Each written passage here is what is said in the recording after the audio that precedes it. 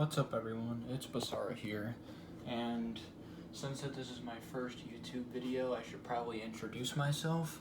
So, like I said, I'm Basara. I have played Splatoon for many years now, but I got into it seriously about half a year ago. I've been on 3 teams. I was on Team Chroma, did not work out. Then I was on Team Barry Bento as the captain, that also did not work out. Now I'm on the Deep Fried Octolings, and I'm very happy there. And I am primarily a dually player for them, but I do play a few shooters as well. Now, I want to make this video today because dualies have a lot to them, and I want to give some insight on how I play the weapon to help beginners and advanced players. So yeah, that's pretty much the goal of the video, is to talk about what makes dualies unique and how they can be used effectively. So I'm going to be using the hero dualies because they're pretty much the default Splat dualies.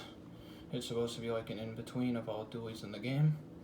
So I'm going to be going into the training room to discuss what I want to discuss. So let's get started here.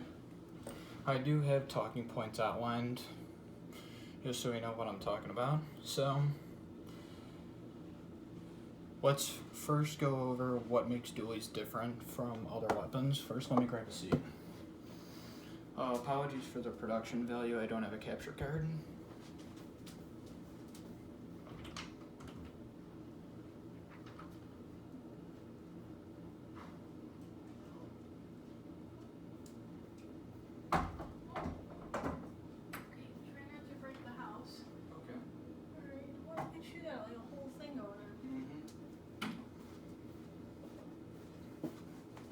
Okay, now that I have a seat, we can get started.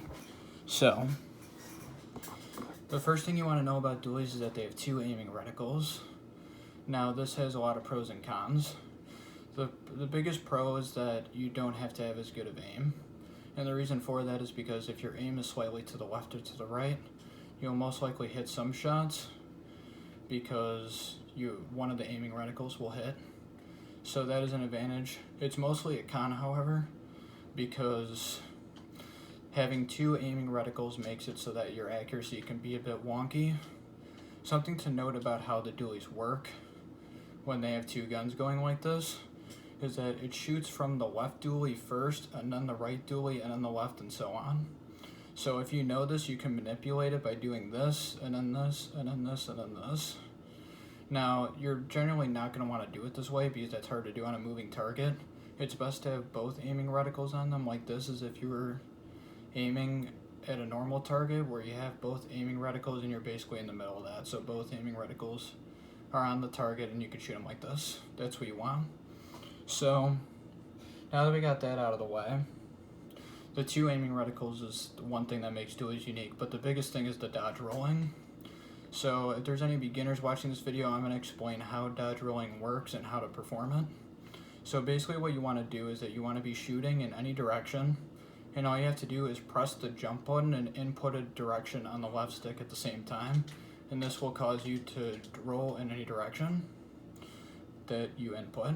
Now you can go diagonally, you can go straight in a direction, you can do kind of like a mix. There's a lot of options you have for mobility doing this. Now what makes dodge rolling such a good and unique mechanic is that it also has a lot of pros and cons, just like the aiming reticles. So the first pro, obviously, is that it's a quick movement option. It gives you tricky movement that makes it hard for your opponent to see where you're going to go. And that's very, very good because it makes it very hard for certain aim-specific weapons for them to aim at you, and it pretty much gives you free domain to just kill them. So that's very good. And something that people need to understand when they play dualies is that you don't have to roll after everything. Because the issue is that you're going to see that when I roll, I get kind of stuck for a few seconds like this. And the issue with that is that it kind of makes you a sitting duck. So there will be times when you'll roll and you're doing this, but you can't move at all. So and then people pretty much know exactly where you're at, and then you can just kill you easily. So it pretty much reveals your location and you can't move. So you have to be very smart with how you use dodge rolls. So, the thing about dodge rolling is that dodge rolls turn your weapon into one aiming reticle in turret mode. So as you can see, I dodge roll and now I have one aiming reticle and I'm in turret mode. And this increases my accuracy because I only have one aiming reticle instead of two. And because both of my guns are shooting at one spot, my fire rate increases. So I can get kills faster and more accurately when I'm in turret mode like this. But once again, I'm stuck in place, so it's kind of predictable. And so there are even some dualies in the game, Gloogas being the main one that comes to mind, where when you dodge roll it increases the amount of damage you deal. The original ones, that's not the case. Each damage per shot is the same. Still a 4-shot kill either way. So with that out of the way, it's important to know that these are a very quick movement option even when you're standing in enemy ink.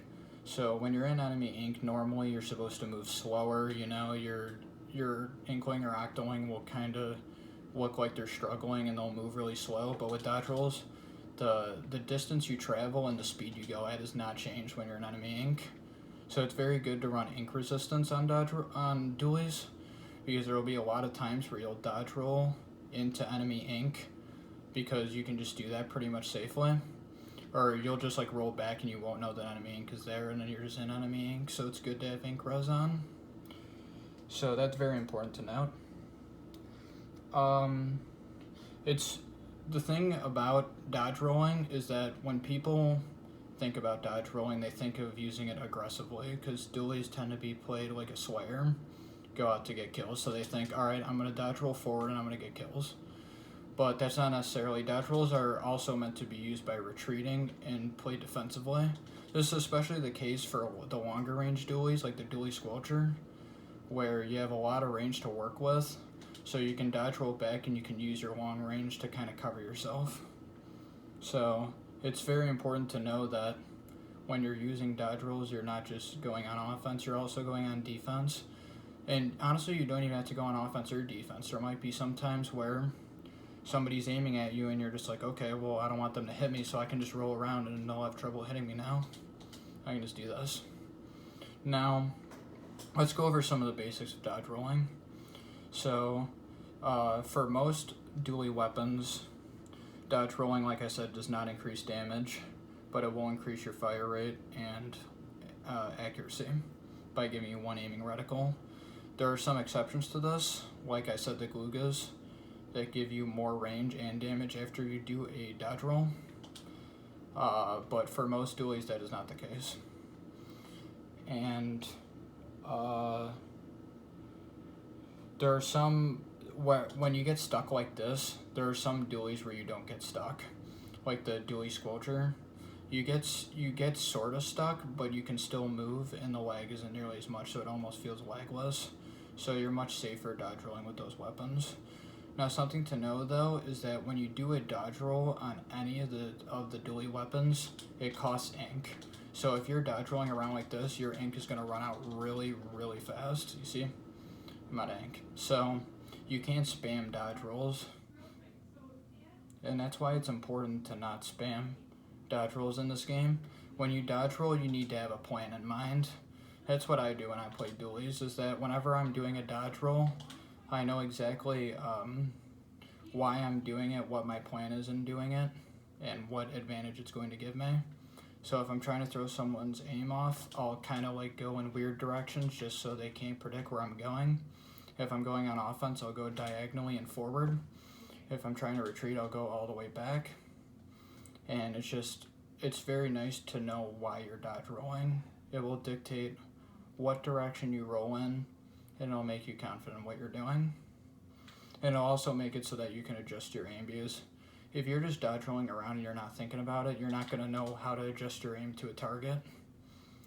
When I know that, okay, I'm going to roll diagonally and to the right, I can adjust my aim properly and get the kill.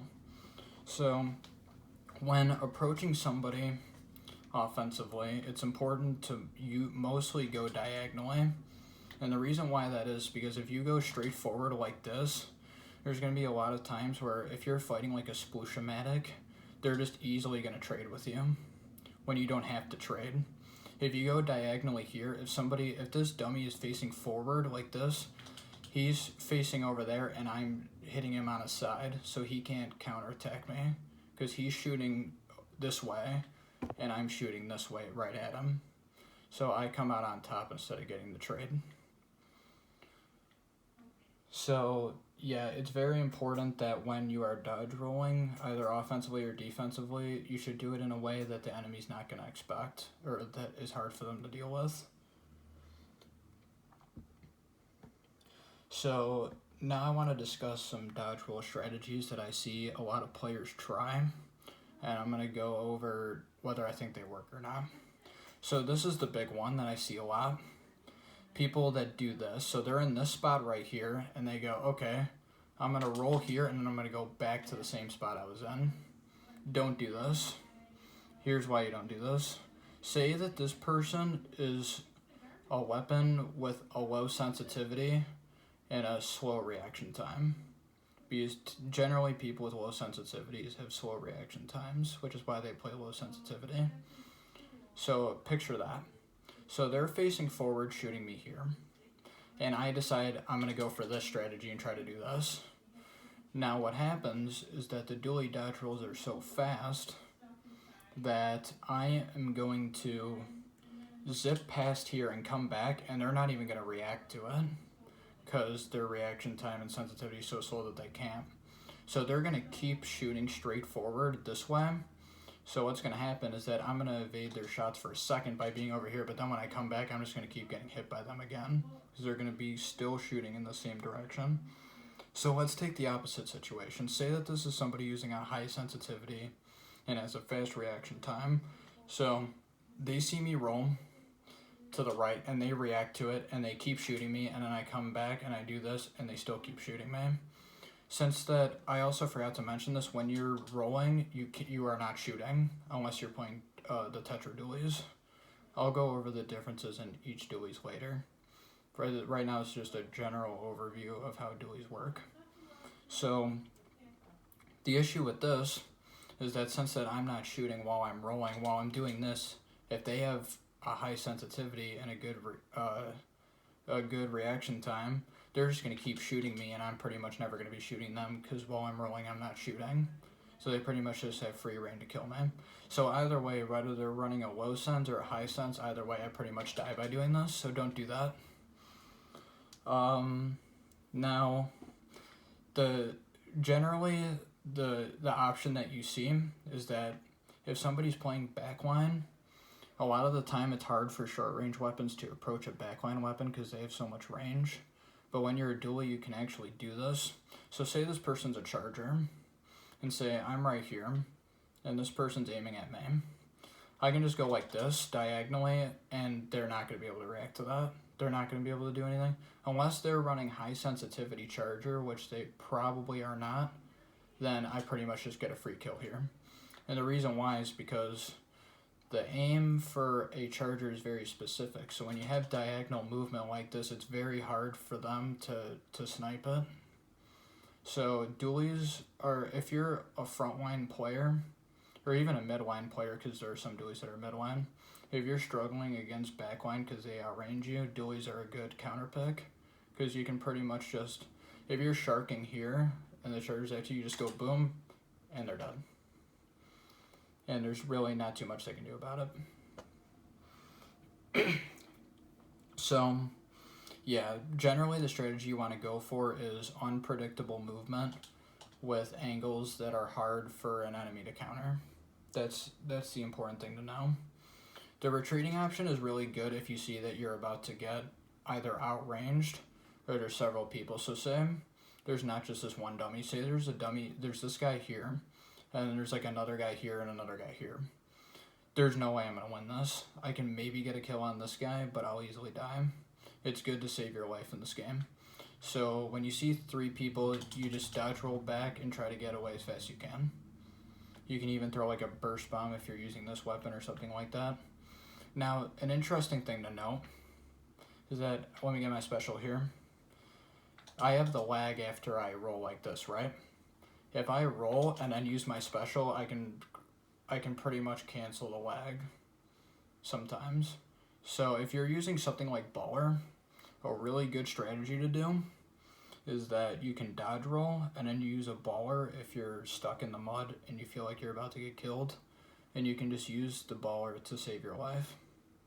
So when you're using Kensa Dualies or Glugus Deco, that's an option you can pick. And that could easily save your life, and also Baller is very good for map control and potentially getting kills, so you can easily come out on top. So with that out of the way, let's talk about some more obscure uses for dodge rolling. So there's a strategy you can do in this game with dodge rolling where if somebody pops the Rainmaker and you want to pick it up, now generally I'm just going to say if you're playing frontline dualies like this, you probably should not pick up the Rainmaker because you should be going out and getting kills. But if you're using a more supportive dualie weapon like the Kensa Glugas or something, then you can pick up the Rainmaker. So what you can do with that is that, say that the Rainmaker's right here. I can dodge roll into the Rainmaker, and that will make it so that I'll pick up the Rainmaker, but instead of being right where the Rainmaker was, I'll be over here instead where my dodge roll ended. So it's really tricky movement you can use to pick up the Rainmaker without somebody just immediately sniping you for picking it up. So that's a good thing to do. The greatest obscure thing you can use dualies for is in clam blitz. So say you have the power clam, the clam football, and you want to make the dunk.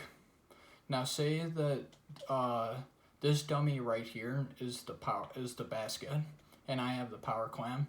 Now this is a grate right here, and because it's a grate, I can't swim in it. I can't ink it, and I can't swim in it, because if I swim in it, I'll fall down. This is the case in Walleye. In Walleye Warehouse, when you try to go to the power clam, from one angle, it's a great bridge. Same thing with Arowana Mall. So you need to think of something else. Well, I can use dodge rolls, and look, I'm right at the basket, and I just throw it in. Very, very quick and easy. There will be a lot of times where I'll have 9 clams, and there's a clam right by the basket. I'll just swoop in, pick it up, dodge roll the basket, and just throw it right in, and people can't react to it. Dualies are very strong for clams because of those, especially if you're using the dualie squelcher, because those dualies do not have as much lag on their dodge rolls, so you can easily do a dodge roll and throw it in. So that's very good. And also, it's very easy to get in and out of a clam basket with a dualie squelcher, because if you try to retreat, you won't have lag, so you just retreat and you get to go pretty much for free. And you have a lot of range to cover yourself as well. So, another interesting thing, this is something that not a lot of people know. So if you're in the air, say I'm in the air up here, and I do a dodge roll, what happens? I plummet super fast down. I like skyrocket down. Now this can be really interesting if you're playing a map where there's a lot of places where people jump off and a charger is going to expect it or something. A charger can try to aim at you when you jump off, but if you see this coming, you can just go like this, and they probably won't react to it in time, and you can just pretty much free kill them. So that's a very good way to counter people who are trying to aim at you while you're in midair. You can use the ability of just plummeting downwards really fast to like throw people's aim off and just go in and get them. It's very, very nice. It's also good too if you want to get to the ground quickly, like being in the air is just not helping you, so it's like, let me just get to the ground. You can do that very fast. So now that I've kind of gone over the dualies, let's recap first of all what we've been over. So when you roll, you get stuck and you can't shoot while rolling with most, and those are obviously two bad things because they leave you quite open. But you get good movement, even in enemy ink, and it makes it hard for your opponents to aim at you, and you get turret mode to make your chances of killing an opponent quickly much higher. So yeah, that is the advantages and disadvantages of the dodge roll. So now I'm going to show footage of my matches, and I'm going to demonstrate my gameplay with it. So let me turn the volume on for the Switch, just so you can hear it. Now I'm going to analyze the scenarios in these clips, and I'm going to tell you what my thinking was. Now, something I do want to note is that all these clips that I'm going to show are me using the custom Dualie sculpture, and that's because it's the Dualie that I have the most experience with. It's the weapon I played with the most, so I have the most clips with it. Unfortunately, I don't really have many clips of other Dualies, but I think, even though I'm only showing one kind, it gives a very good idea of how you're supposed to play the weapon, basically. If you do want to see other good Dualie gameplay, I highly recommend watching Dudes Part 1, that SRB2 Dudes Part 1 and Part 2 of How to Get Good with Splat Dualies. That's very good. He explains his thought process. I'll leave a link to it in the description. And yeah, that's pretty much it. So let's go into the clips and show off some Dualie gameplay and explain my thought process. So this first one, let's analyze the situation. So I'm killed here by an Explosion. He's using bubbles. Alright, let's pause and assess the situation. So I'm jumping here. Now, here's the comp. So I am the custom Dualie sculpture, and on my team I have a Kensa Dynamo Roller, a Clear Dapple Dualie, a Hero Blaster, and then on the enemy team there's a Sploosh-O-Matic, a Splattershot Pro, Rapid Blaster Pro Deco, and an Explosion. So now let me go back to this clip, and I'm going to show you the map.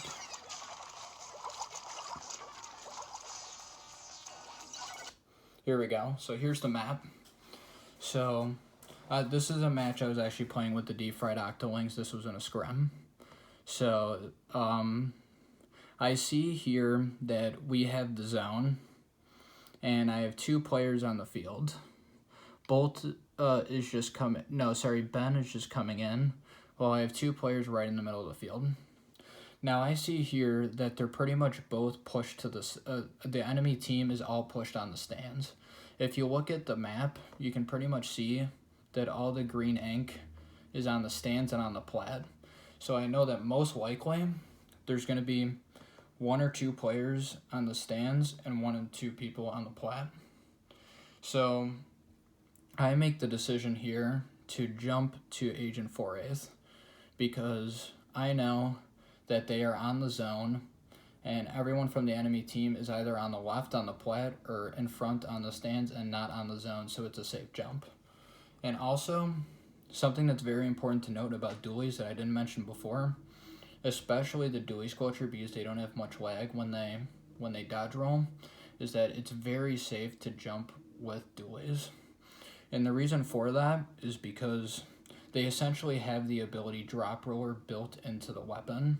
So you can land into the match after super jumping, and you can dodge roll, and you can do this a lot of times to just save your life. You can just dodge roll and get away from someone, or you can do a tricky dodge roll and kill somebody trying to camp your jump.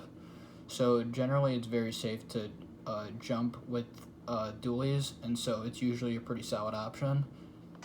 And so let's play the clip. So I decided to jump here, like I said, and they are taking the zone, and they get it. Now this sploosh comes up, and I take him out. So how I did this was that I saw that he was coming in, so he expects that I'm not going to want to get cornered here.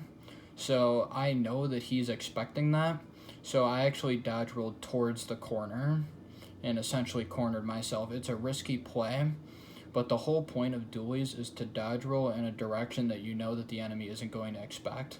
So I'm stuck in a corner, and I'm point censored here, which is a pretty bad situation, but at least the person who is rushing me down is gone. So that's one person I don't have to deal with now. So now they're one down, and we're 4 up, which means that we have the man advantage. And since half the zone is basically ours, it's pretty much free to take it. especially since the Sploosh is the biggest painter on their team. So my team decides that they're going to capitalize on this, but first I get the kill on this blaster. Now, Dualies are very good against blasters because blasters need to have very precise aim to land a direct shot to kill you quickly. The direct shots will one-shot, however, if they land indirect shots, they will not one-shot you. So he misses the direct shot because Dualies have very tricky movement, so he doesn't kill me, and as a result, I easily get the kill on him. So my team sees that they're 2 down now, and they decide that they're going to take the control away from the enemy team, and now we are going to take the zone back, and we're going to push here. So I see that this guy is shooting at me. Now, I see that he is a Splitter Shot Pro, and I am a Dualie Squelcher. Now, the issue with this is that since that it is meta to use a bunch of main power up on these weapons to make the kill time even faster, I know since that we're playing in high level gameplay that we're both running main power up builds, which means that he has the ability to 2-shot me and I have the ability to 3-shot him, because the Dualie Squelcher, in exchange for having the dodge rolls, has a slower kill time. So shooters tend to directly counter Dualies just because they kill slightly faster. So, and I also know here, you can see on the rims of my screen that I'm very weak. You can see the green ink around the rim of my screen. So I know that if he hits probably 1 shot of the Splitter Shot Pro on me, I'm pretty much dead. So I know here, if I'm going to get this kill, I have to play very smart. So once again, I decide that I'm going to take this, because if I try to back up here, he was easily just going to chase me and kill me because I'm so weak. He would just easily get 1 shot and kill me. So I decide that I have to go on the offense here and take him out if I have any chance of living. I also know that they're 2 down here, so if I'm able to get the kill on this guy, I'll make it really, really easy for my team, even if I get the trade, because now they'll be 3 down and we'll be 1 down, so we're going to have extreme man advantage still. So that's what I decided to do, and I'm able to take him out here because I dodge rolled after taking out the blaster to slightly screw up the Splitter Shot Pro's aim, because the Pro is a very aim-specific weapon, so if you miss slightly, you're not going to land the shots. That's the main weakness of the weapon. So I'm able to take him out here, and they have 1 player left. So I see the Exploiters up there, and there's pretty much no one to contest me, and the Exploiter decides to drop down for whatever reason is taken out. So that was that clip. So we had it was very good. I was able to take down 3 people, and then the Exploiter was taken down by one of my teammates. And so pretty much we got the full wipe, and the zone was completely ours for the taking. So that's just an example of using your dodge rolls to... I was in a very unfavorable position where 3 people were shooting at me in a very close amount of time, and I was still able to come out on top and kill all 3. That's the power of Dualies. Dualies have the ability to do stuff like that. So let me move on to the next clip. The next clip is clams on Musselforge. Let me filter by video. Here's the video. So I jump in. So let's analyze this situation. So I jump in here, and as I stated earlier, using the dodge rolls as if they were drop roller to potentially save yourself if you're getting shot at is very good. So I jump here, and I immediately start dodge rolling in case somebody's shooting at me so that their aim is messed up and I'll come out on top. Now I'm lucky that no one was shooting at me. So I see that no one is shooting at me, and now I'm free basically to do whatever I want. So I go take map control on the right. I see this guy down here, and I decide that I'm going to go for him. And the reason why I decided to go for him, let me actually go back in the clip. So you're going to see here, what happens is that I decide to paint right for map control. So I paint right. Now this guy is down right below me. Now I see him there, and I see that if you look at that corner over there, that corner is entirely my ink color, which means I know that he has to drop down here because there's my color ink all around him, and the only way he's going to get in his own ink is if he drops down. However, he's essentially cornering himself by doing this, because that corner of the map over there has purple ink all over. So I know either way this guy's pretty much completely dead, and I'm perfectly safe to just take him out, because he has no ground to work with, and I have all the ground in the world to work with. So he drops down like I suspect, and I just dodge roll and go after him and get the kill. Now I see that I'm getting shot at from up above, so I decide to use my dodge rolls to skillfully evade his attacks and get away. Now the roller drops down here, and he is hoping that he is going to get me before I get him. Now, something that this weapon can do is that since it's one of the longest range dualies, and the dodge rolls don't have much lag, I can use the dodge rolls to get away from close opponents and outrange them from a safe distance. So that's what I decide to do here, is that I just outrange him, and I get the fall off, but he uses baller to save himself. So now he's over here, and I know that he's kind of screwed, because I have my teammate over here, and he's going in that corner, so he's going to corner himself, and I outrange him. So there's very little he can do in this situation. So what he decides to do is that he doesn't corner himself, and he decides to retreat, which is the smart thing. That's what he should have done, because those burst bombs would have easily cornered him if he tried to go in the corner and shark. So he fails, and he retreats, and I see this washing machine, and I know that this washing machine is about midline range, so it's not safe to challenge, and so I decide to retreat here and take a different approach. Now I come up here, and I see that pretty much mid is not ours. We have very little control, and they could pretty much shark and pop out of nowhere, especially with a roller. That's very dangerous. So I decided that we need to get map control here. So I go for the charger once he pops out here. And the reason why I go for this is because I know that I have enough range to hit the charger without crossing the bridge with this weapon. And also my dodge rolls make it very hard for an aim-specific weapon like a charger to hit me. So I do a diagonal dodge roll to make it hard for him to aim at me, and I'm able to easily take him out. Now I see this guy here, and I decide to roll to the left because I see that he's shooting right at me. So he has to react to this, and he does, but I know that he's going to try shooting at me now, and I know that he's going to try to come towards me so that he can essentially shoot in a straight line. So I adjust my aim towards the left of where he's going, and I'm able to take him out. Now here, they're 2 down, and I'm extremely weak. And I know that they have map control all over mid, so somebody can just pop out and kill me. So what I decide to do here is that I see the roller, and I retreat there and try to take him out, but the clip cuts off there. So that's how you can use dodge rolls to get the advantage over a charger. Now this is a match where I show off how you can use the dually dodge rolls to dunk a power clam in, as I was explaining earlier. So let me show you this clip. So let's assess the situation here. Now I see that we have pretty good control of mid, but they have good control of the sides. So the safest spot for me to go right here is in mid, and then try slowly to take control of the sides and make sure that no one is going to pop out and try to kill me. Now the issue with going into mid and on Piranha Pit is that you have the 2 ramps up there that people can climb. So an enemy could easily just go on that ramp and shoot down and try to kill me. However, I know from their comp, let's take a look at the comps. So I'm running the custom Dualie Squelcher. I have a Kensa Dualies, a heavy Splatling, and a K-Pro on my team. And on the enemy team, they have 2 custom Dualie Squelchers, a Sorella Brella and an NZAP 89. Now, I know that these weapons are not very good on the ramps.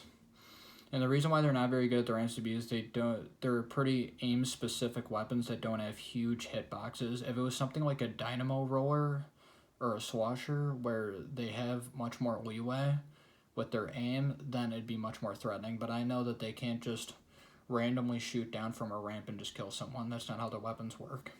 So it's relatively safe for me to just go through mid. So that's what I do. I paint up the sides, and I decide to go left here. And the reason why I decide to go left is because I see my teammate go this way. So my original plan was to go to mid, but I see that my teammate is over here. So I decide, okay, I'll go help him out, and then we can make it maybe a 2v1 or a 2v2 depending on how many of the enemy team is on the side. Now my teammate is alive here, and he takes out this one guy. So now the team is 2 down, which is very good. So I have myself and my teammate, and we're against this one guy. So the odds are extremely in our favor. So I go for it, and I'm able to easily get the kill. I didn't even need to dodge roll. That's something very important to note. I said earlier that you don't need to dodge roll after everything, and it's very true.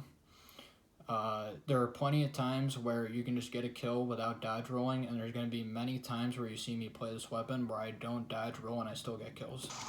It's not necessary.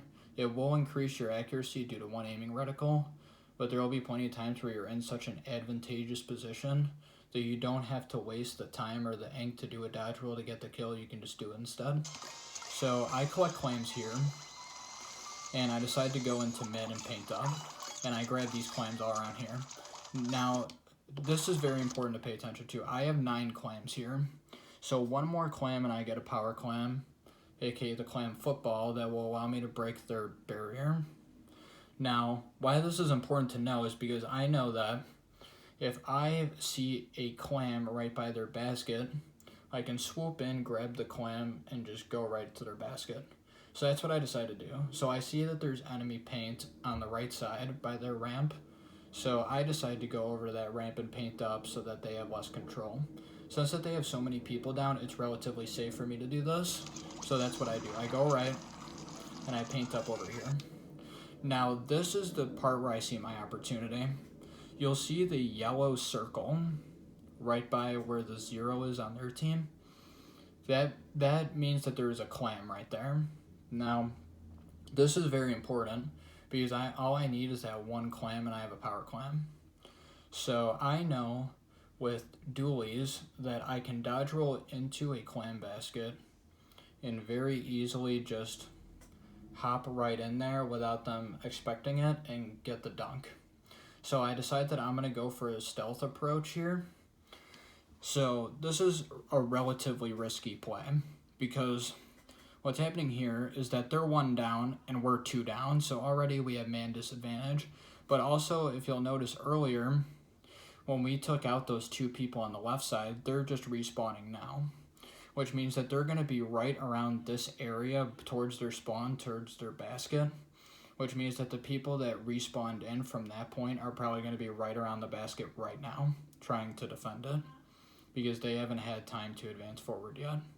So I know that I'm at extreme disadvantage, but I also know that I can grab that clam and dunk it in before anyone will notice. So I go for the stealth approach. Now, obviously, I do understand that because we're 2 down, what's going to happen is that we're not going to get very many clams in. However, I do see that my teammate has 4 clams at least. And I do think that getting every dunk you possibly can is important because that's 10, you get 10 points of penalty if you land a power clam in, but you get 20 points added to your score. So if assuming that I got my team puts no clams in, I'm still getting 10 points for our team in our favor, essentially. So I know that going for the dunk when I have 9 clams here is the right move.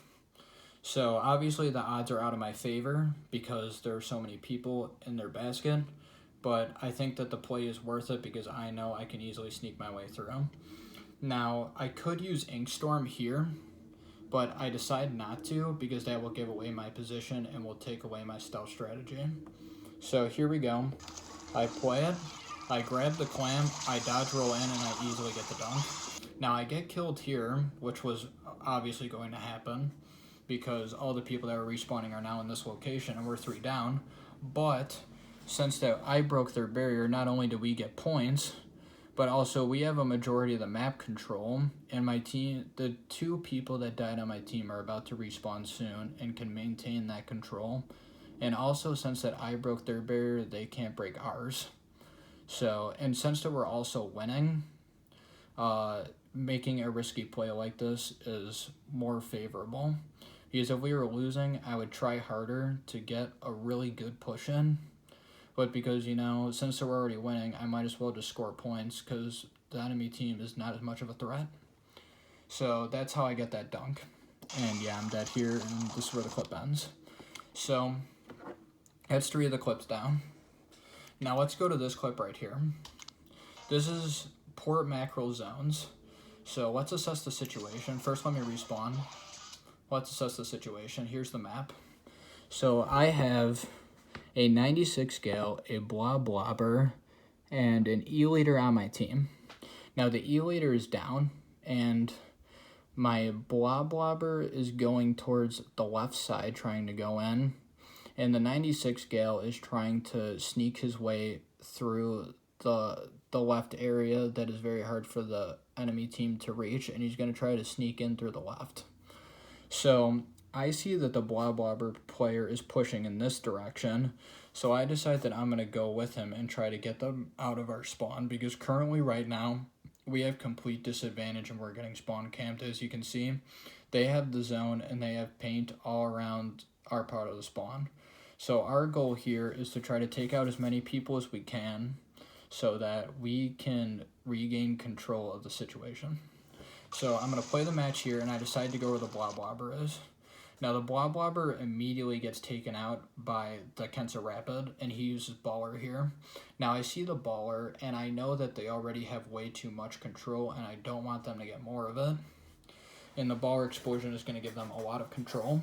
So what I decide to do is use my long dually range with this weapon specifically to shoot at the baller from a safe distance to weaken down his baller so that when he detonates the baller, it won't cover as much ground, and therefore they won't get as much control off the explosion. So that's what I do. I shoot at him. It's weaker, and therefore his explosion isn't as big. Now, I know that this is a Kensa Rapid because he's the only one on their team with baller. And as I've explained earlier, it's very hard for a blaster to take on a dually because they have to land direct shots to one shot. Now, even against a Kensa Rapid, the odds are even greater in my favor because I just respawned, so I'm at full health, and a Rapid Blaster, even if it gets the direct shot, cannot one-shot an opponent at full health. It's not possible. So I know that this situation is heavily in my favor, and because I saw where he detonated the baller, I know exactly what spot he's standing in. So I decide that I'm going to challenge him, especially since now I have a teammate right next to me, so it's essentially a 2v1, so the odds are extremely in my favor, so I go for him, and I get him, and I easily get the kill, and he misses me entirely. Now, I didn't think I was going to get the kill this fast, so I rolled to the right to try to evade him, but I did get the kill, so now I'm safe. So now they're one down, and we can start making a way out of spawn. Now, I know for a fact here that when I get past this area, there are going to be enemies there, because a common tactic for spawn camping on this map is to wait behind this wall for people to come out and then just take them out. So I'm expecting this. So I decided to go to the right since that all my other teammates have been going to the left, so they're not going to expect me to go to the right. They're going to expect me to push with my teammates to the left. So I decided that I'm going to go for the pinch. So if you're not familiar with what a pinch is, it's essentially when some of your teammates go in one direction and other teammates go in the other direction, so that you essentially corner them by having some of your teammates on the left side of them and some of your teammates on the right side of them, so that their options are very limited, and essentially you get to take them on from two fronts. And this makes it very hard for them to do anything. So they're coming from the left, and I go to the right so that I can get the pinch. So I know that somebody's going to pop out here for 100% fact. I'm 100% sure of this. And sure enough, I dodge roll, and here comes the end zap. Now, I dodge roll here and shoot straight forward because I assume that somebody is going to be right by this wall. However, the end zap was not hugging the wall. He was actually a little bit away from it. So this, obviously, I was not expecting this. So now I need to decide what I'm going to do. So I quickly dodge roll back because the end zap has less range than a Dualie Squelcher.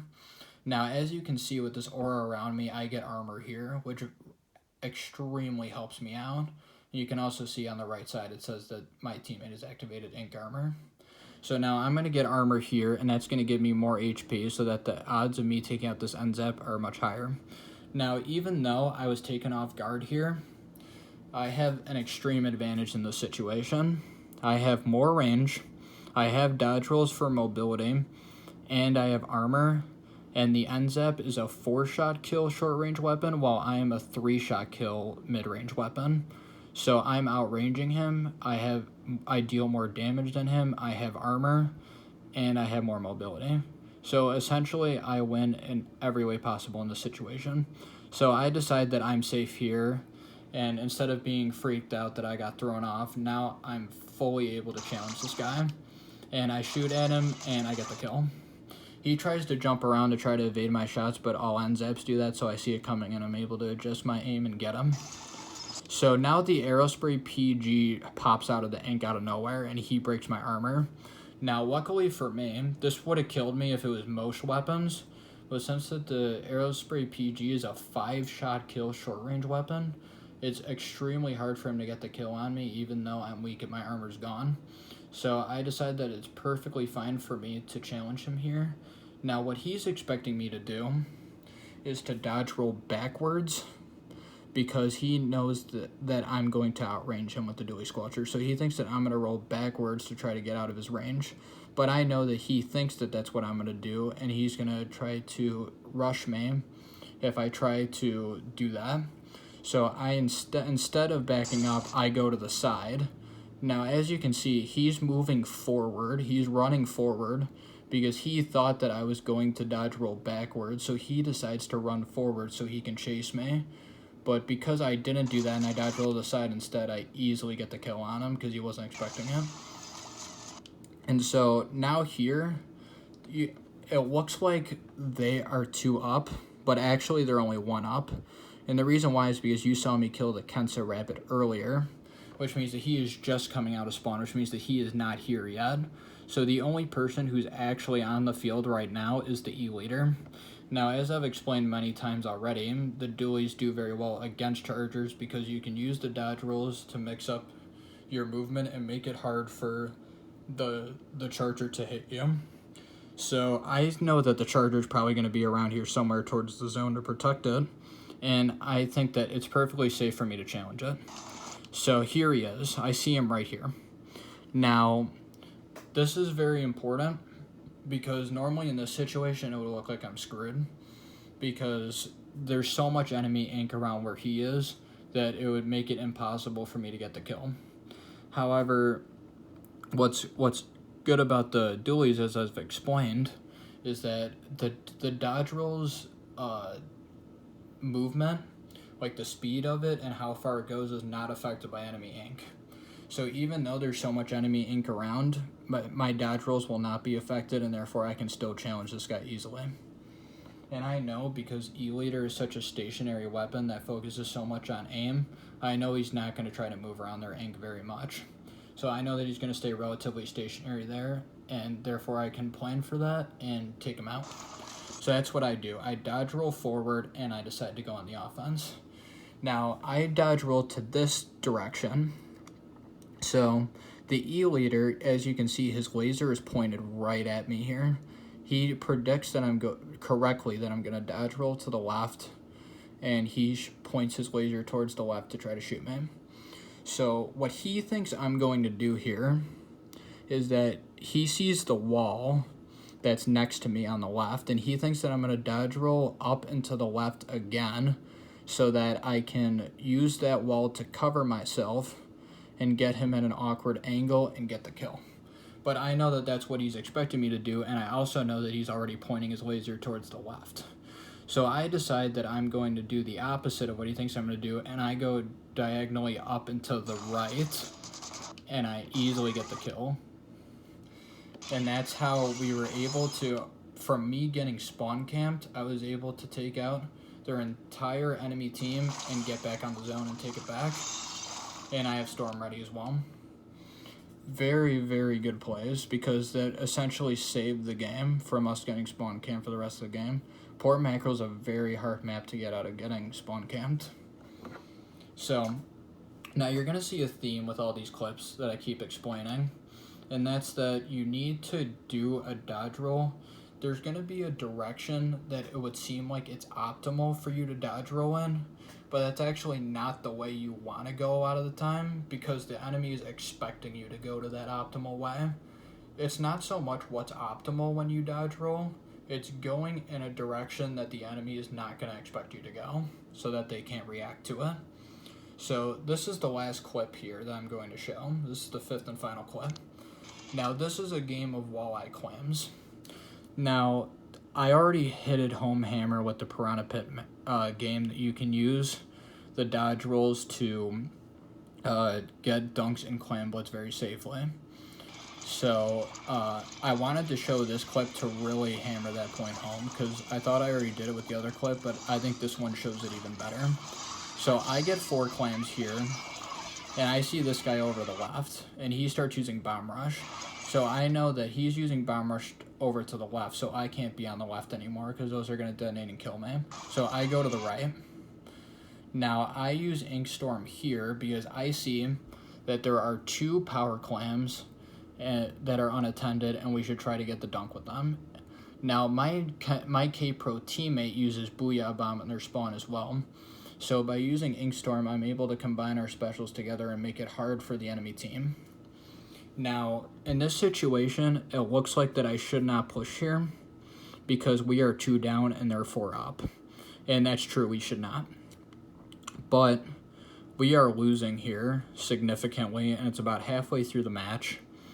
And I see that there's 2 power clams there, and we both have our specials going. So I know that even though it's not the best play right now to go for a push, that we kind of have to if we want any chance of winning this game. So I move forward and use the Ink Storm, and honestly I have no clue I got the kill on this guy. I should not have won that. The reason why I get this kill is because I'm a 3-shot weapon with the main power-up gear that I'm running. It does 99.6 damage in 3 shots. And while that technically isn't a 3-shot, because it's 100 damage to get a kill in this game, it's pretty much always going to be your opponent has decimal damage on them from standing in enemy ink, even a little bit. So it's pretty much always going to be a 3-shot, and the custom Jet Squelcher is a 4-shot weapon. So even though he outranges me and he shot directly at me, I was able to shoot directly at him, and I kill slightly faster, and so I get the kill without even dodge rolling at all. So I see that the power clam is about to die here, and I pick it up, and I dodge roll in. Now, obviously, like I said, this is a very risky play. However, now the odds are much better in our favor, and the reason why is because now they're 2 down. However, I know that since that we took control of mid, the other 2 players are probably right by the basket trying to protect it. So I am prepared for this, and I say that, alright, they're probably going to shoot at me, and they might even kill me, but I can easily just dodge roll in and get this dunk. So that's what I do. I dodge roll in, and I easily get the dunk. Now, they don't kill me yet somehow. Now, you're going to see right here that the Charger has his laser on me. And the reason why the Charger has his laser on me is because, first of all, he saw me. And second of all, he sees that this Japanese player right here is super jumping to me, which is giving away my location. So he wants to shoot at me, but also he wants to camp this jump. So right now, it's completely optimal for him to have his laser right on me, right in this direction. So I know that the Dualies can handle a Charger by using the dodge rolls to get out of the way. So as soon as I see that his laser is on me, I use my dodge rolls to quickly get out of the way. Now, I'm in an interesting position here because I see that there's a power clam right up here. It keeps fading in and out, but the power clam is up there. Now, I'm assuming that my teammate flanked or something because the Charger actually dies here. I don't know how he does this because I did not shoot at him. I did not kill him. So somehow one of my teammates must have flanked him or something because the Charger dies here. So now the threat is off me and they're 3 down. I don't know where the Dabble Dualies is, but I assume that he's probably somewhere around here, so I'm prepared for him. So I decide to go up and grab this. Now I dodge roll up to try to grab the power clamp quickly, but I actually miss But luckily for me,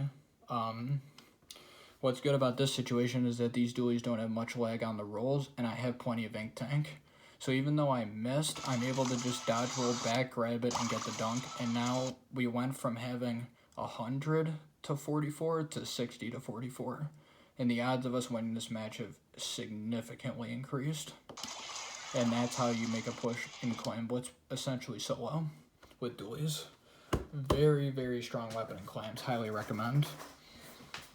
Now, those are all the clips, and that's the analysis I wanted to do with the clips. Now, I have a few more things I want to do before I end this video. First, I want to discuss feeding.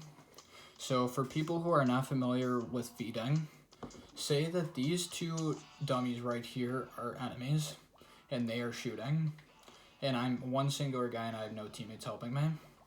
What a lot of slayers will try to do, frontline slayers, is just go in and try to get a kill against one of these two people and go like this and get the kill.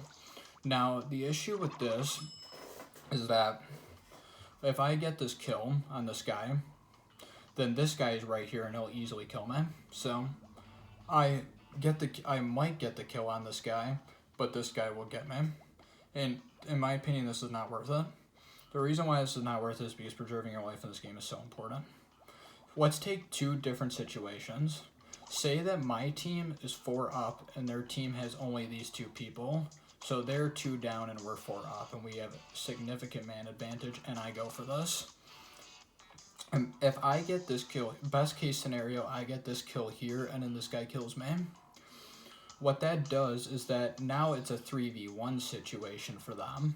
And while that might sound good on paper, how comps in this game are usually structured in competitive play is that you have a frontliner, a midliner, a backline, and a supporter.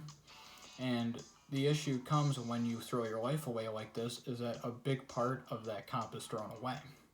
So the smarter play to make here, instead of throwing your life away, is to retreat when you see these two people, regroup with your team, and then try to challenge them when you're in a favorable position where your teammates can help you. This will make it so that not only do you not have to go through the respawn time, but also you save your special, because if you're not running any special saver, then you will lose half of your special when you respawn. Now, another important thing about this hypothetical situation is that in this hypothetical that I've been talking about, they were 2 down when I get into this situation. So say that I go for this and I get this kill and then this guy kills me. Now the issue with that is that me and this guy are going to respawn at the same time because I kill him and then I immediately get killed with him by this guy. So the issue that's going to come up is that assuming that no one in this situation is running quick respawn, the 2 people on this enemy team that were already taken out when I get into the situation are going to respawn before me.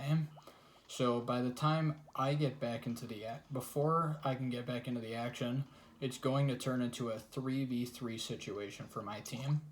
And now it's even, when it really shouldn't be, because when it's a 4v2, we should always have the man advantage for as long as possible. So the fact that I'm throwing my life away on this guy, and then this guy kills me, and then it turns into a 3v3, we're immediately taking away our advantage. So don't do that. So feeding is generally not a good option. And take it the other way around. Say that they have 4 people on their team and we have 2 people on mine, and we have man disadvantage. For obvious reasons, going for this kill is a stupid idea. Not only do I not have enough people on my team, but also they probably have map control because they have more people. And if I die, then there's only 1 person on my team left, and they'll most likely be forced to jump out because now they'll be in a 3v1 situation. So that's why you don't want to go feed. If there are multiple people shooting at you, instead of going for this kill, you should retreat and wait for a better opportunity every time. So do not feed. Okay. So now I want to go over a detail known as specifically how you aim. Now I'm going to go into my options here. Sorry. Okay, so let's go into my options. motion controls. Have motion controls on when you play this game. No matter what weapon you are playing in this game, you need to have motion controls on if you want to be optimally playing this game. And for dualies, having motion controls on is so important, because when you're not using motion controls, you're using sticks to aim, the right stick on your controller.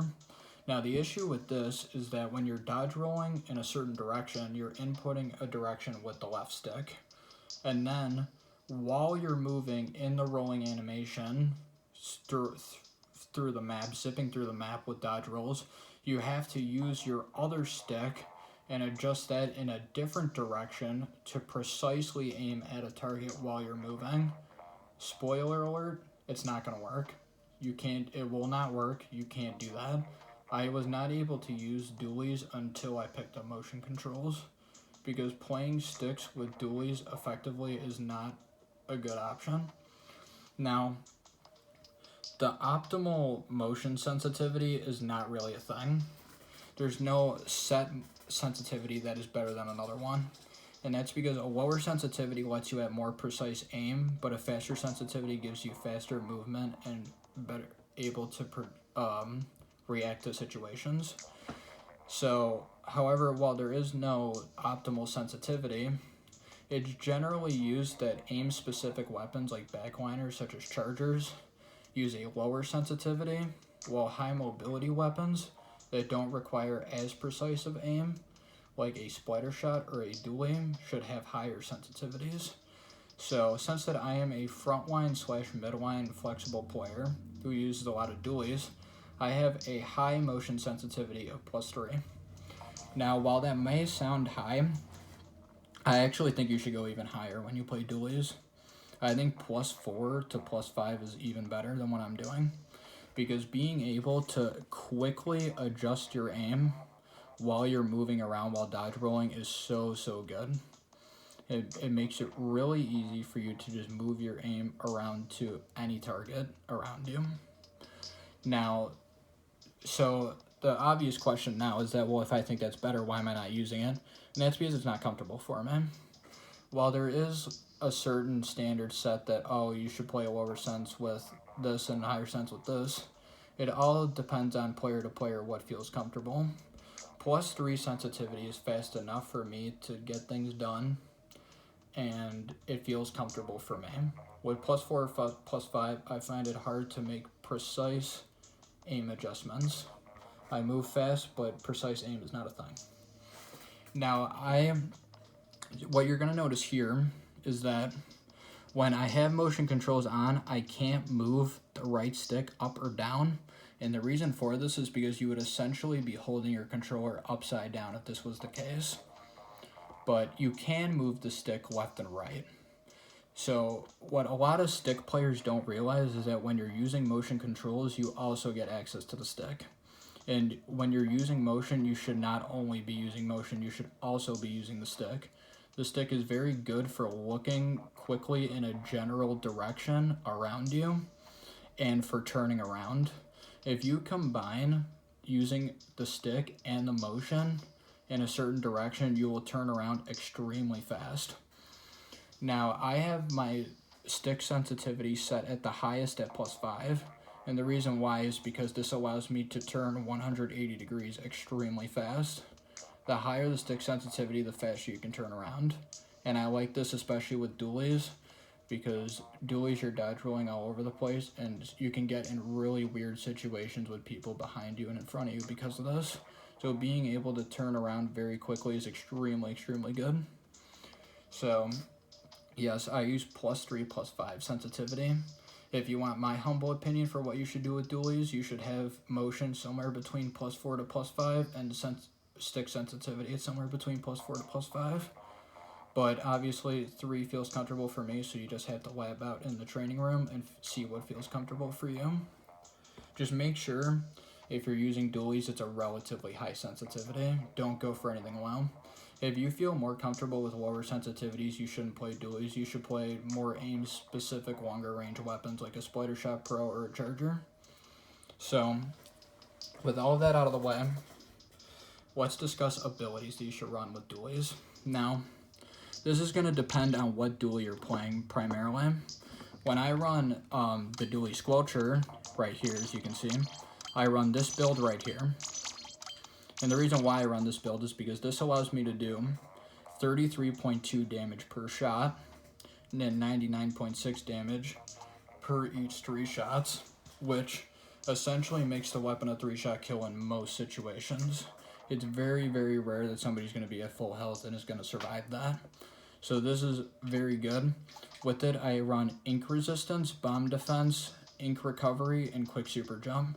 Ink Recovery is because the weapon is an ink guzzler. It consumes a lot of ink really fast.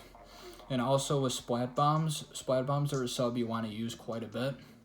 So that also takes up your ink tank. I like running Ink Recovery instead of Ink Saver Main or Ink Saver Sub, because refilling your ink faster in general allows you to use both your main weapon and your sub weapon more rather than just one or the other. So, and then Ink Resistance is obvious. I talked about earlier why this is good on dualies, and it's because you can dodge roll into enemy ink without you realizing it, and you won't take as much damage. And also, since that you can dodge roll into enemy ink and it won't slow down your dodge rolls, you can go on the offense in someone who's in their own color ink, and you won't take as much damage from doing so. As you saw in a few clips, there were times where I would just dodge roll into enemy ink because I know it's something that this weapon can handle, and the ink res really helps out with that.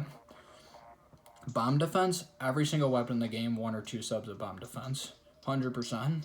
So necessary. It helps against damage against a lot of specials.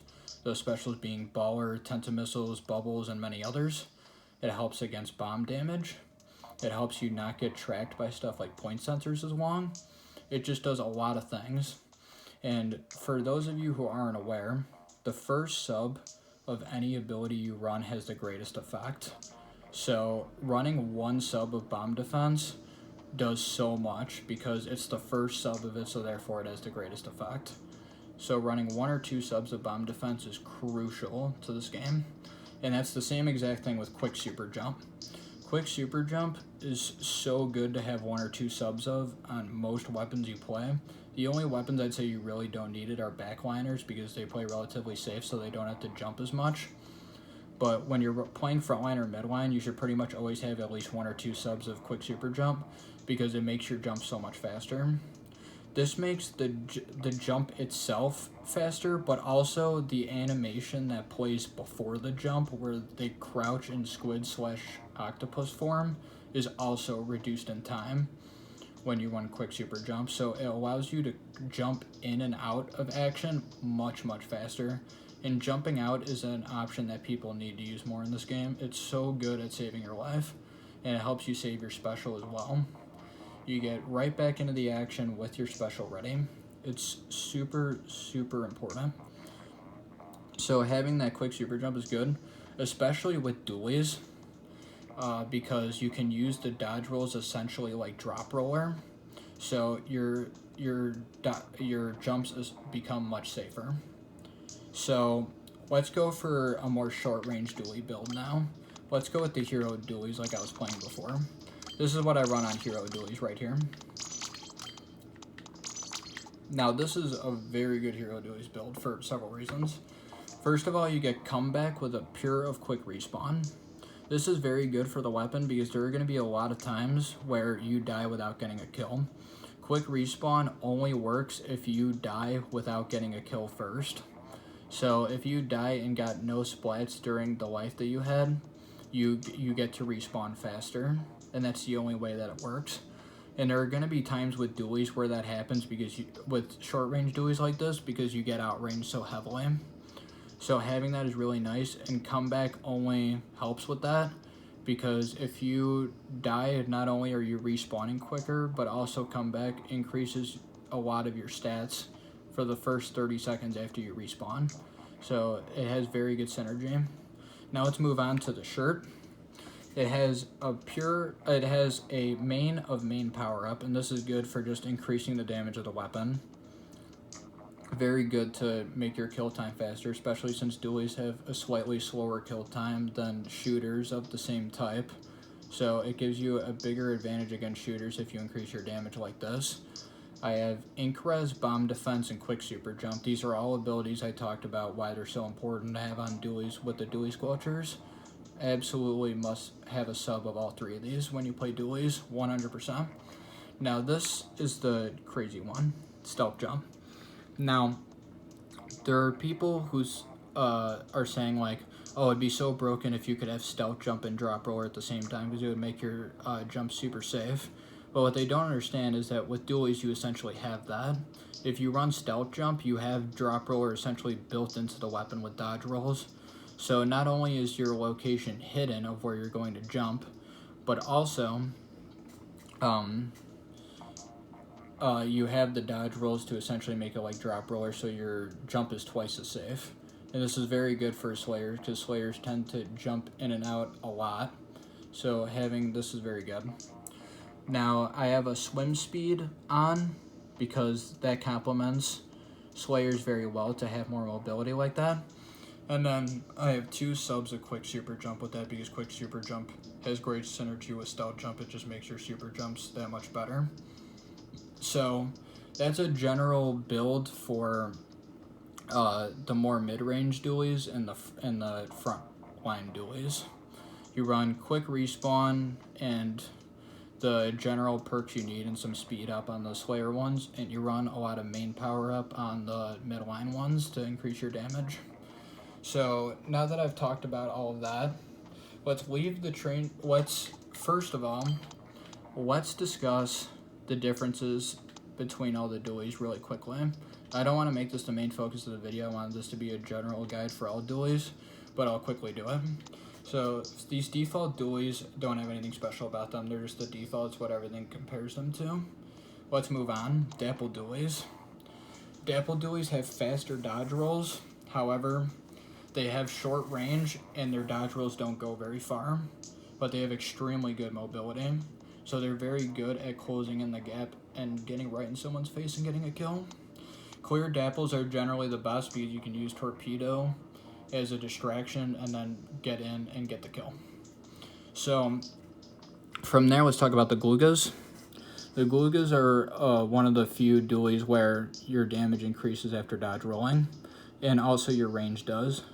So the weapon is a 3-shot kill normally with the 2 aiming reticles, but when you're in turret mode after a dodge roll, it becomes a 2-shot kill with 100% accuracy. So you should try to be in turret mode while fighting with this weapon. However, it has the slowest dodge rolls, so it's very predictable, so you have to be very careful with how you approach using the weapon. Next is the Dualie Squelcher. This is what the weapon I was showing off in all the clips. It's a very all-purpose type of weapon. It tends to take up a lot of ink, but it has a lot of range. It has not laggy dodge rolls that go quite far. And so it's very good weapon for playing passively. It's the most passive of the dualies for sure. And finally, we have the tetra dualies. These are the most unique in my opinion. You get 4 dodge rolls. You can shoot while rolling as well. So that makes the weapon very different from the other dualies because you get twice the amount of dodge rolls and you can shoot while rolling. So rolling is very good for this weapon. And it does about the same amount of damage as the Dualie Squelcher despite having lower range, but it has the ability to shoot while rolling and to roll 4 times to make up for this fact. So now that I've explained how all the dualies work, I want to show a match where I explain what I'm doing and just play. So I'm going to leave here and I'm going to use the hero dualies since that they are essentially the default dualies you go with. Actually, it's Splat zone, so I should run Kensa dualies for Baller. So Baller is a very good special for Splat zones because the explosion will take a zone immediately. So that's what I'm going to use here. So I'm going to pick it, and I'm going to run the same build that I do with the hero dualies. I could run Special Charge here, but I think that the quick respawn will be more helpful. I'll get enough ballers. Now keep in mind that I am an X-ranked player in Splat Zone, so this is going to be some very intense gameplay. So there might be times where stuff is going on, and I'm not going to be able to explain it. I'm just not going to have enough time because too much is going on. But I'm going to do my best to explain as much as I can. I want to give an idea of how an X-ranked Dualie player plays in an actual match. Kind of explain what I'm doing, why I'm doing it, how I decide what I'm going to challenge and what I'm not going to challenge, and pretty much, yeah, that's the plan.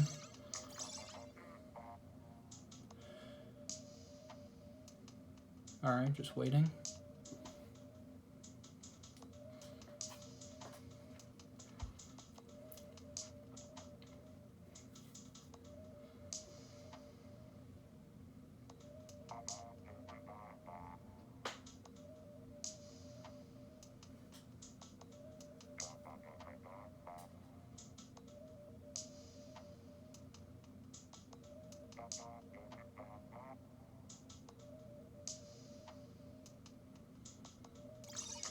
Alright, now we've got a full lobby and we can get started.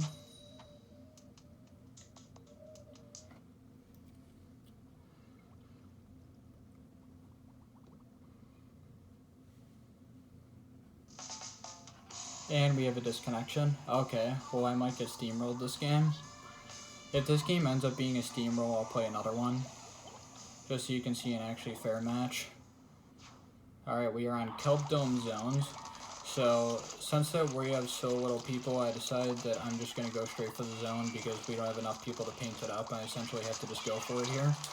And, yeah.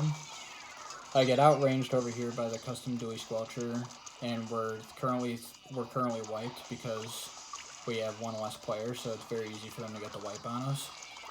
I'm going to try to go through the left here, and yeah, it was a bomb. There's really not much I can do in this situation just because we're so outnumbered. So I'm going to try to go this way and see what I can do. If I can try to go for the flank or something like that. There's really not much I have in the way of options, yeah. There's really not a whole lot I can do here because my teammates are just constantly going to keep getting killed and spawn. So I'm pretty much going to have no help the entire game and really not a whole lot I can do. Being in a 3v4 situation for the entire match just puts the odds so out of your favor. It's just you can't do much, and that's going to be the game. So I'm going to play a real game with a 4v4, and we're going to show like an actual match that's fair unlike that. Let's hope I don't get a big point loss for that because that was really out of my control.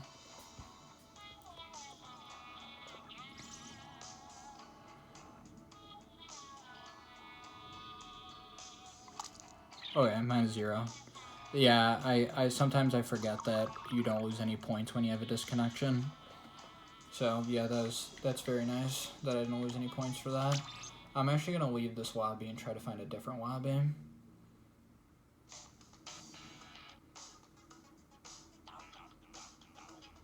Alright, let's get started. Hopefully we won't have a disconnection this time. Hey, that's just extra gameplay for you guys of me getting destroyed. Now I can be exposed. Oh my god, he's making a Dualie tutorial, but he actually gets destroyed. Oh my god. What a loser. I had already see the comments. It's gonna be great.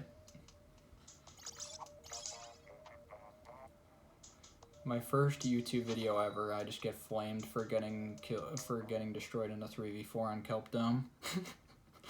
Oh boy. Alright, let's hope I get Snapper. Oh man. Alright, Kelp Dome again. Kelp Dome zones is kind of iffy. It's just a strange map for zones in general. I'd rather play on Snapper, but we'll make it work. Alright, they have a tetra, which is interesting for this mode. They have another Splat Dualie, so it's relatively likely that I'm going to get a lot of trades this match with this guy. Okay, so right away I see a bunch of bombs coming in, so I know I have to be careful of those. Tetra shield got in the way. They have armor here. We're 3 down right now, so I have to play kind of a passive game and go around here. I'm going to try to charge up my baller here so I can make a push. Now right here I'm backing up just because I know that they're trying to push us here into our spawn. I see the Tenebrella shield. I know the Tenebrella is probably somewhere around here. I have baller ready. I'm going to use it here. We're in a 3v4 situation right now. I'm able to get that kill. I'm able to get the second kill. Nice. Now we're at a 4v2 situation. So now the odds have significantly got in our favor, and now we have armor. Armor saves me from the bomb. I'm able to jump camp this. Oh, he rolls out of the way. Very good. I didn't know it was the Splat Dualies that was jumping, so I didn't know he was going to have the dodge roll there. Very good. As you can see, though, that shows how good Dualies are for super jumping. They can just get out of situations like that. I see the Nautilus here. I'm going to challenge him. He's one shot. They have armor here.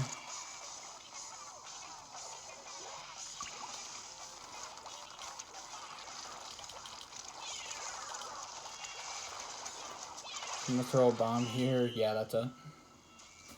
All right, we're gonna play another game. I'm not just gonna get steamrolled the entire time. All right, we need to have a game where it kind of goes flip-flopping in and out so that we can see how you approach situations where you're winning and how you approach situations where you're losing, not just losing the whole time.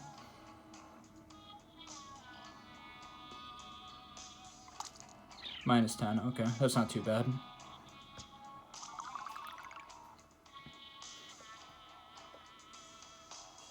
I'll reset the lobby again, because why not?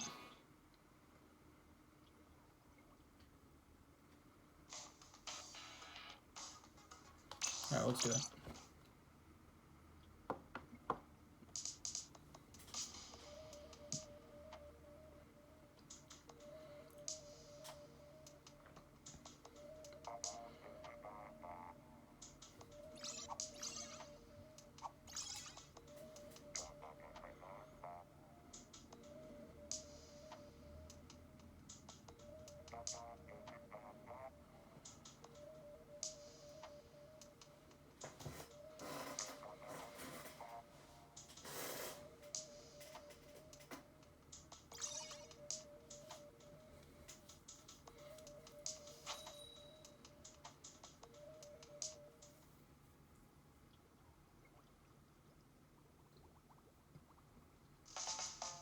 Alright, now we're on Snapper. Okay, great. I'm much more comfortable with this.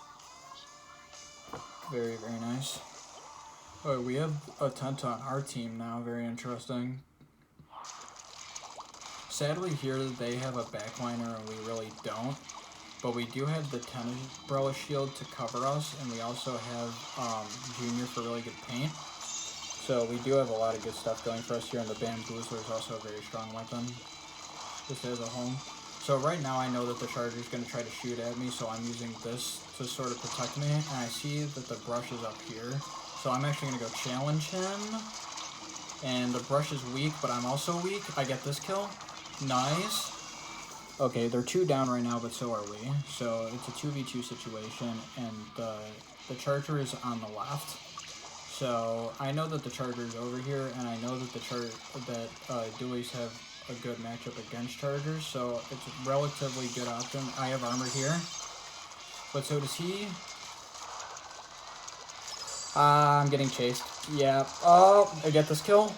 Can I get the other kill? Yeah, no. Charger's good aim. I'm actually going to jump in here. I know that the Charger's on the left. I was focusing on the brush, so I didn't know that there was the other weapon on the other side of me, hitting me from the side there. I shouldn't have jumped like that. Okay. Right now I have to play kind of passive here because they have so many people on the zone, so I'm actually going to go this way.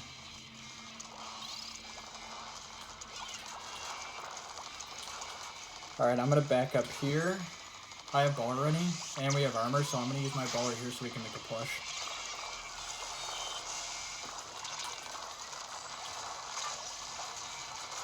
Brush get.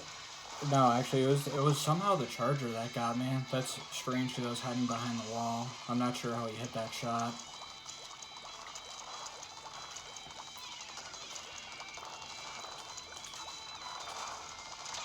Brush, yep. Brush keeps going up there. They're gonna get the win, yeah, that's it. Alright, let's play one more game. That match was at least better because it was going a bit back and forth, but I think we can do better than this. I am choking a little bit here because this is my first YouTube video and stuff like that, so I am kind of nervous going into it. And also, I'm not used to speaking everything. I just usually think when I play this game and don't say everything that's going on like this. Commentating and playing is kind of hard, but we're going to make it work. This charger was really good, because normally when I play dualies, I can just shred through chargers, because it's hard for them to aim at me while I'm rolling around, but he was doing a very good job at getting me anyway. Very impressed. I decided not to reset the lobby here, because it wasn't like a complete sweep or anything like that. We did do decently, so I don't think like an entire lobby reset is necessary. We can make it work with what we have. Alright, so we get Kelp Dome again here. Unfortunately. We'll see what we can do.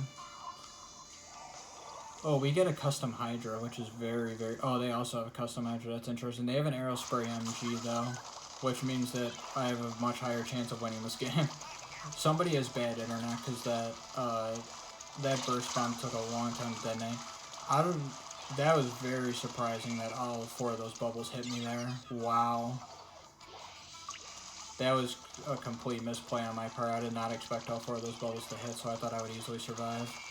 I see a bomb here. I'm going to go towards the left. Ah, there's somebody over here. Bomb rush. Ah, that guy's weak. I had to approach there because one of the bombs was going to kill me, so I thought I would just get a kill in the process and take someone down with me. I see somebody here. Yeah. Somebody's trying to camp us. I'm going to use Baller here. They're using Splashdown so we can push. The stick on my controller is kind of screwing up here. I'm not moving forward as much as I'd like to sometimes.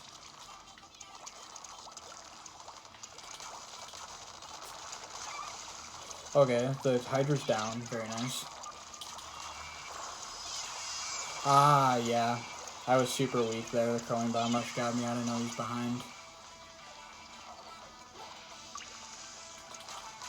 I have to build up Baller here. There's the Blobber. There he is. Got him. Very nice. Dualies are so good at just approaching someone. This guy's one shot. Nice. Alright, we get the zone here. I have Baller ready, so if we need to make a counter push, I have that at our disposal to do so. I'm able to push up here and get that Blobber. The Hydra's supposed to be right here. He's going to come up soon. Yep, there he is. He has armor. Can I get the kill? Nah, I'm going to use Baller here to protect myself. Where are they coming from? Oh yeah, the Baller didn't really end up doing much, but it did protect me, so I'll take it. Yeah, I'm going to get outrange here. I have to back up. Somebody's coming from this side. Here they are. I'm going to jump out here. Yeah, I didn't make it in time.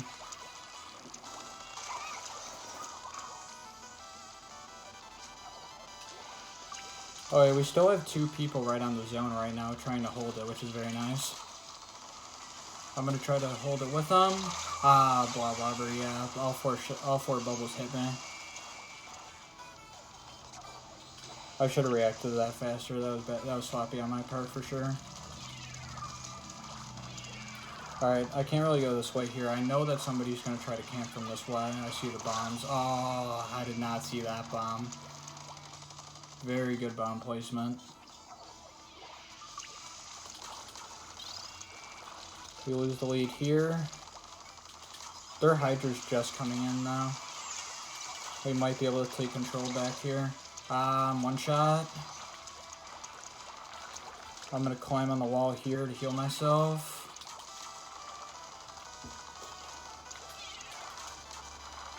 Just going to roll around here. I'm going to use Baller here to protect myself. Somebody threw a bomb. There we go. Alright, 1 kill. Splashdown canceled that bomb. We have to take zone. We have to take it. Here's Enzap. I'm low in ink. Oh, nice, nice. Blobber was there. Oh, nice zone. I kind of panicked there because they were about to win the game if we didn't take the zone back, so I went head first into that Blobber when I shouldn't have. Sloppy on my part, but we got the zone back, and now we're back in the game. See that bomb there. I use my dodge rolls to back up. Yeah, Blobber outplayed me there. It was hard to tell where he was going. They got armor.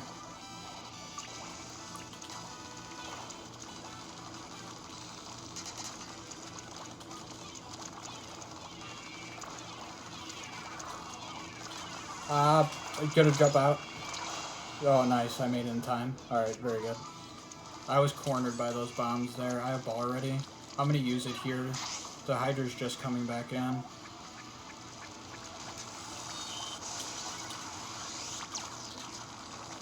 Come on, Blobber.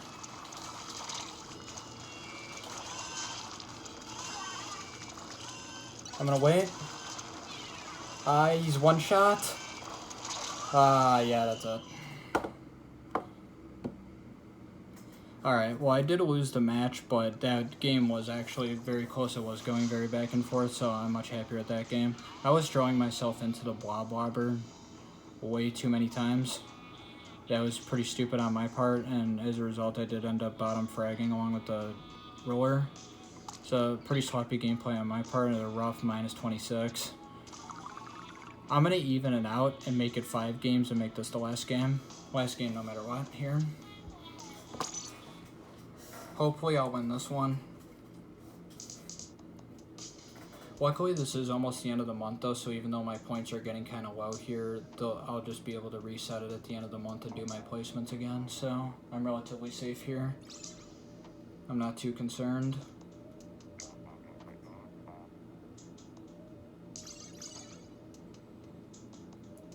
Let's hope I get Snapper this time, because I really don't want to play Kelp Dome again.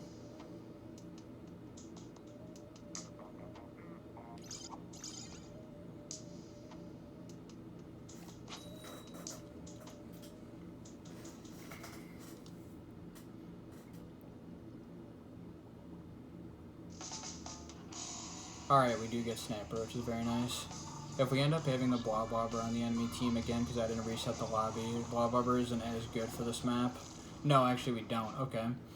They have an Aerospray RG, which is interesting, but that weapon's at least better than the MG, so that's actually a pretty good kit Sprinkler Baller for this mode specifically, even though the Aerospray isn't really like a meta weapon or anything. Oh yeah, I am able to get the kill on the clear dapples there. He kind of just charges in head first for no reason there. Take out the Sprinkler here. Brella, got him. Watch out for the Stingray. I can use my dodge rolls to dodge Stingray as well. That's something that's very nice about this weapon. You can use the dodge rolls to dodge specials like that as well. I have ball already. I'm going to use it here. I'm going to wait for him to explode first. There we go. And now I'm going to come in and get a kill. And this guy, nice. Get that kill. Curling bombs. Yeah, very weak. The bomb defense saved me there. Bomb defense is so good. We're 2 down right now, and they're 1 down, so the match is out of our favor. Alright, I'm going to push in here because my team is. Alright, nice. We get zone here. Watch out for the Stingray. Yeah, it got me. That was a very nice aim, Stingray.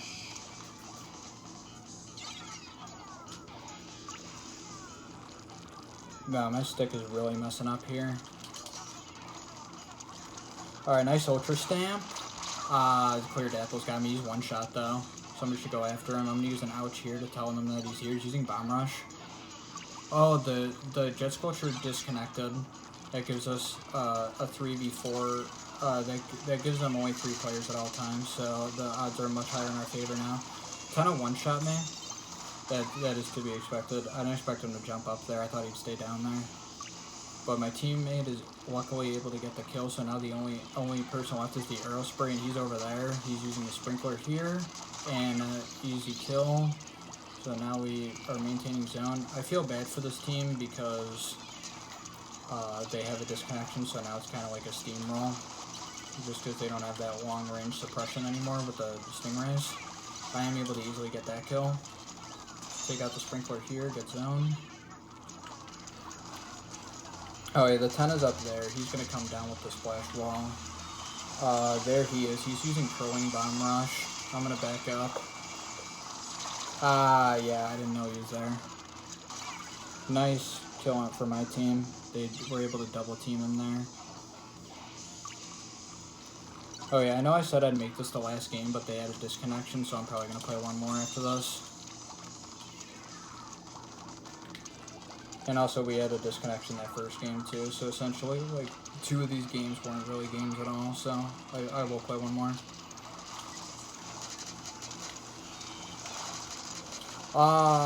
Yeah, he did a good job hiding behind the shield, but he did still get taken out here. There he is, I get him. Nice, I'm super weak. I have ball ready. I get this kill, very nice. See, you don't always have to roll when you engage someone with a dually. You can just sometimes just shoot at them like that and it'll work. I'm actually just gonna baller here. Try to go after this guy. Yeah, I'm able to get the kill, but I get taken out, but it's not a big deal because we have such a big advantage right now that I'm not really too concerned about playing a little bit risky with that play there. We pretty much got this game in the bag because of the 3v4. I'm able to just easily paint zone because they don't have enough people to paint it. Very nice. My team is going to go up and try to take them. I'm going to go take control around the map. Map control is so important in this game. If you have an opportunity to take map control, just go for it. He's using the wall. Yeah, smart. He used the wall to protect himself.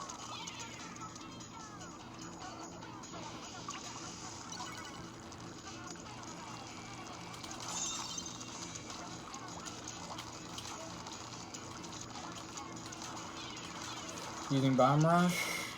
I can camp this jump easily. What? Wow. I'm very impressed by that. The Tento was able to jump down and one-shot me while I was camping his jump. That was very impressive by him.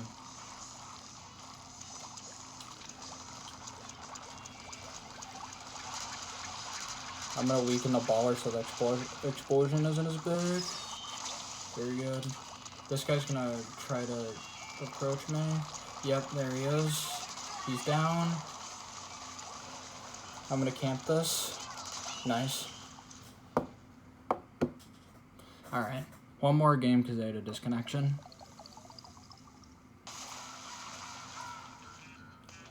Hopefully I'll get some nice points back for that. I was able to get a nice 12 kills. Pretty solid. 20 plus 21. Alright, that's very nice. That makes up a lot of the points that I lost.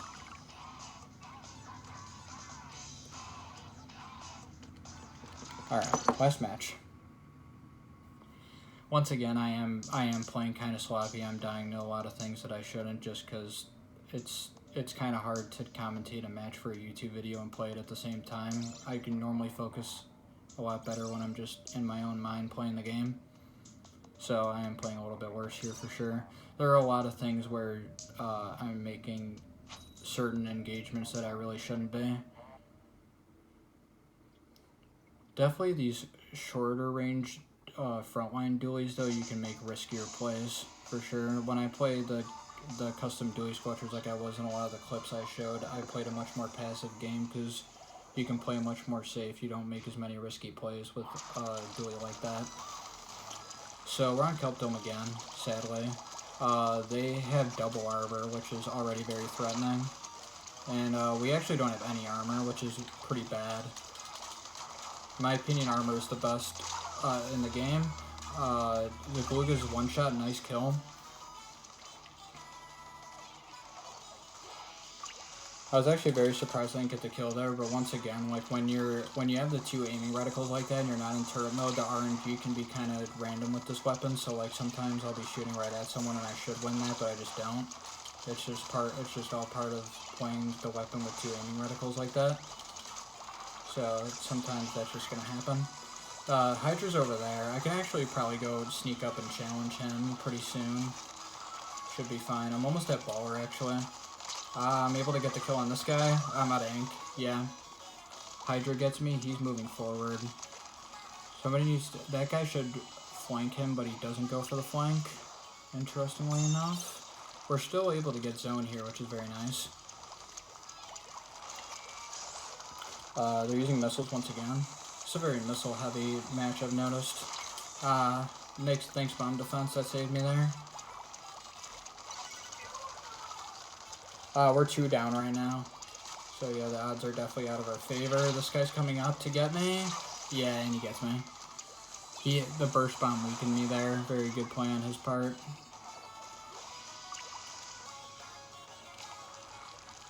Alright, I'm going to come back in here, try to get the zone before they get it. Somebody's up there. I see him. Nice, he's taken out. We get the Booyah Bomb. We take zone. I'm able to rush down the Hydra. He had no ink to work with. I easily get that kill. Fizzy Bomb comes in. I have to watch out for those for sure. Yeah, he's just spamming Fizzy Bombs at this point to try to make a push in. I have ball already. This guy's coming in from the left, the Hydra. I have to be ready for that. I'm going to use Baller here to try to approach this guy. I'm actually going to back up here, because he outranges me, so the odds are pretty out of my favor there. I know that this guy's still on the left, so I'm watching out for him. Yeah, Hydra's there. I was so focused on that guy, I didn't know the Hydra's behind there.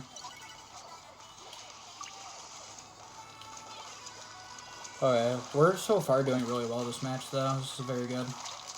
I'm able to get this kill, nice. Armor, yeah, they have it. And Jet Sculpture gets me. 2 of them are on zone right now.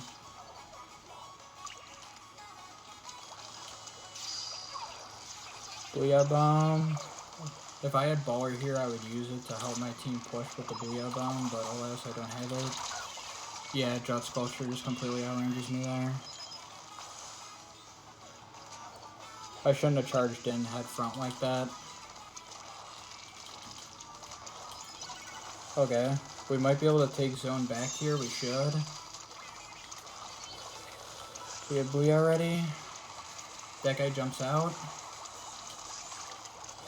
Double missiles. Gotta watch out for that, they have armor. Yeah. I honestly would have killed that guy if he didn't have armor. That really helped him out. We're 3 down right now. Right now I just have to build up special and use a baller to get the zone back. Here's the Hydra. Yeah, he ran away right in time.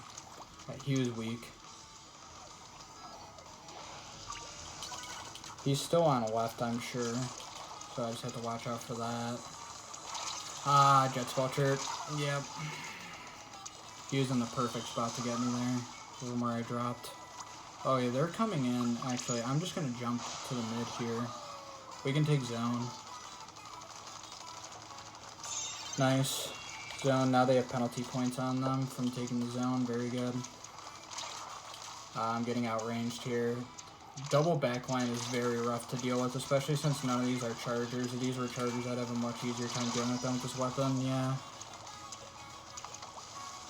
I was in a rough spot there because I had 2 people on me.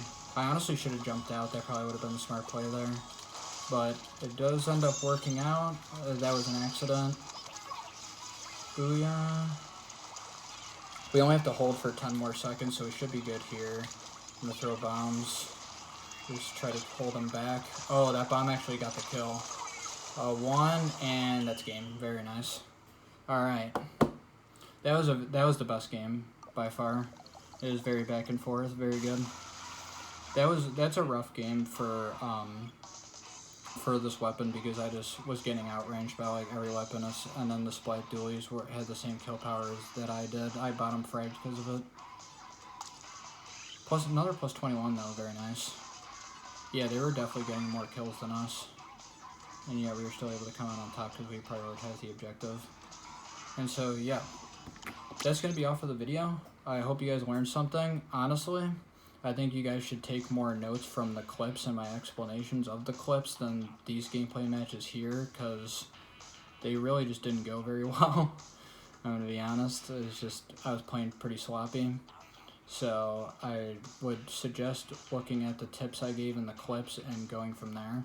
So thank you very much for watching. I hope you enjoyed. If you have any comments, questions about Dualies, about how they work or how you should use them, I'm free to answer any of the questions for sure. And yeah, Basara out. See you guys.